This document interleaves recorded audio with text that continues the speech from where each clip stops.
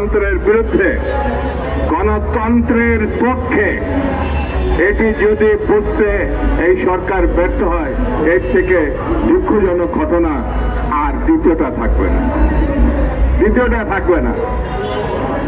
দীর্ঘ 15 বছরের যে লড়াই বেগম খালেদা জিয়ার নেতৃত্বে, এই দেশে বিরোধী রাজনৈতিক দলের নেতৃত্বে, ছাত্র দলের সহ প্রায় 4,000 প্রায় 5,000 নেতা কর্মী বিরোধী দলের বিএনপি এবং ছাত্র দল সহ অন্যান্য সংগঠনে তারা আত্মহত্যা দিয়েছে, তারা গুম হয়েছে, নিখোঁজ হয়েছে। এটা যদি বর্তমান সরকার না বুঝতে পারেন, তাহলে গণতন্ত্রের প্রতি তারা শ্রদ্ধাশীল, গণ আন্দোলনের প্রতি শ্রদ্ধাশীল, গণ অভ্যুত্থানের প্রতি শ্রদ্ধাশীল, এটি বলা যাবে না।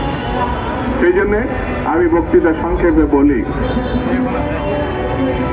আইয়ুব খানের দিকে তাকান, পালাইছে গণতন্ত্র না মানার কারণে। শেখ মুজিব একদল করার কারণে তার ভয়ঙ্কর বিপজ্জনক যুগান্তক ঘটনা ঘটেছে গণতন্ত্র না মানার জন্য। শেখ হাসিনা ক্ষমতায় ছিলেন, বাংলাদেশটা তছনছ করে ফেলেছেন শুধু ক্ষমতার পূজারী, গণতন্ত্র মানেননি, তাকে পালাতে হয়েছে। আমি সরকারকে বলবো, গণতন্ত্র মেনে নেন, নির্বাচন মেনে নেন, রোডম্যাপ ঘোষণা করুন, বাংলাদেশের মানুষের অধিকার ফিরিয়ে দিন, তারা যেন একটা ভোট তার পছন্দের প্রার্থীকে দিতে পারে।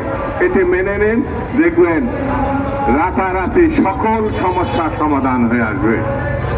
আজ এটা যদি মানতে না পারেন, তাহলে বুসকাবাসকে বেঁধে রাখা ভালো। এই কারণে গণতন্ত্রের কোনো বিকল্প নাই। গণতন্ত্র ভোটাধিকার না আসলে পরিণতি অতীতের মতো হতে পারে। এই কথা আপনাদের বলতে আমাদের খারাপ লাগে, কারণ আপনাদেরকে ক্ষমতায় আমরা বসিয়েছি, বিএনপি বসিয়েছে, ছাত্র জনতা বসিয়েছে।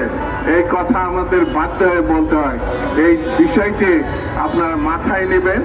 আবার আপনাদের ধন্যবাদ, সাংবাদিক বন্ধুদের ধন্যবাদ, আজকের উদ্যোক্তাদের ধন্যবাদ জানিয়ে আমি আমার বক্তব্য শেষ করছি। খুদা হাফেজ। বাংলাদেশ জিন্দাবাদ।